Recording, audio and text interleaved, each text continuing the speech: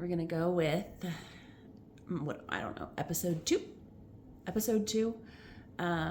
So I talked about, in episode 1, I talked about what got me into everything and like the interest that I had in Genesis 6.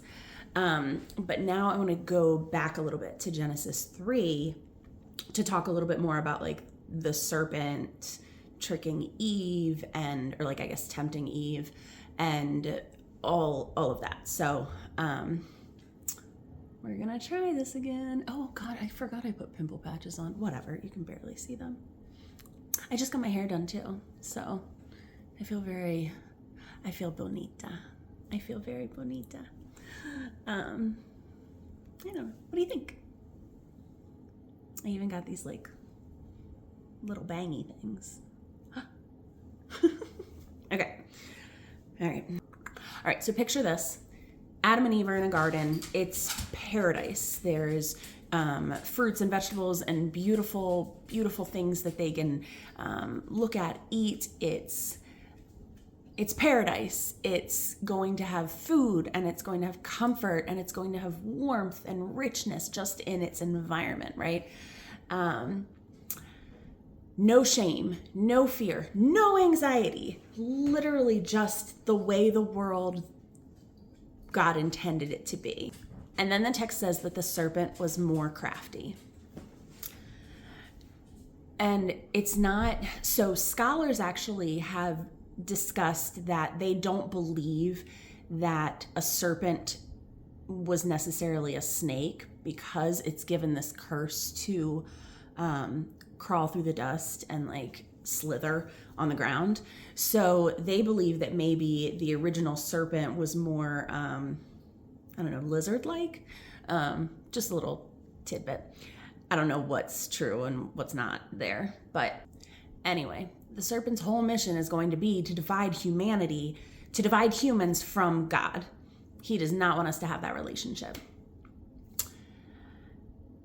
And here's the thing that gets me. He doesn't tempt Eve with something that's inherently evil. He tempted her with food.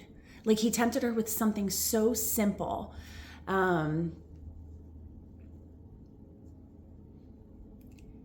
He tempts her with something that looks good, something that sounds good. He's trying to give her this empowerment. He's basically saying like, hey, God's holding out on you. Did God really say you couldn't eat from the garden? Which is interesting that he says, he doesn't go with what God did say. He says, did God really say that you couldn't eat from every tree in the garden? When in reality, God said, eat from every tree in the garden except this one in the center. And he also didn't give that information to Eve. He gave that commandment to Adam.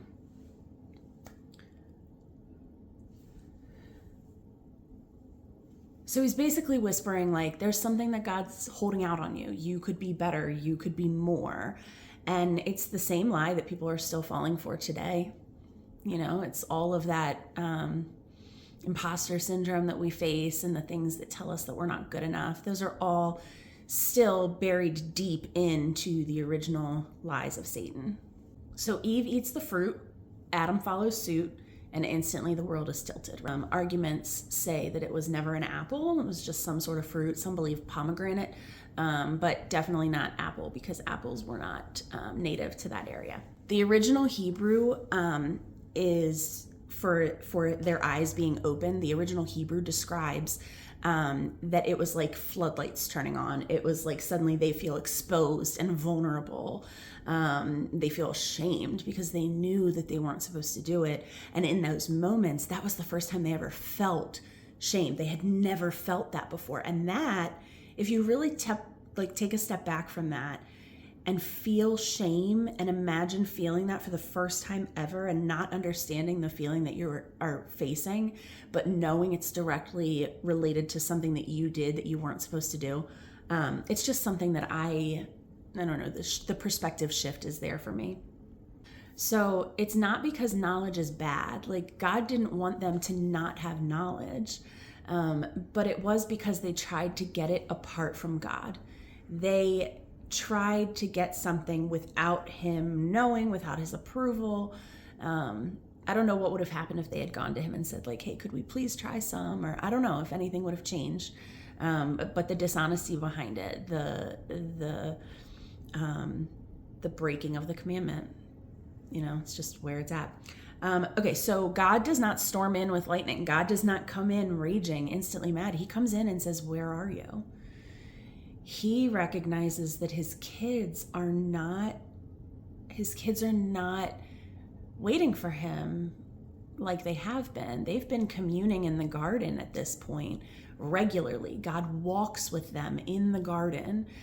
And so then he comes after they've eaten from the fruit, and he's more sad that his children are hiding from him. He knows what has happened, but he says, where are you? And it's more not about this like location. It's about like, where did you go from me? Why did you pull away from me? I was your safety. Okay. So there's a consequence to sin. God still made the first sacrifice for it. He made the sacrifice of the animals that he then took the skin and made clothing for Adam and Eve. God literally says that one day a descendant from Eve is going to crush the serpent's head. It's the very first prophecy about Jesus. So it's not a story just about fruit and the main rebellion. There is very early in the Bible a story of a father who refuses to give up on his children and who is lovingly going to care for them even when they mess up. And that's throughout the Bible. I mean, obviously there's going to be consequences to things, but he cares so much. He cares so much even when they run from him. And I think that's why Genesis 3 matters, because it's not just explaining how sin started, but it's also explaining that we had God from the very get-go working it out for our good. Okay, so that'll be the end of episode 2. And then episode 3, buckle up, because it's going to be on post-flood and the Tower of Babel. Love you.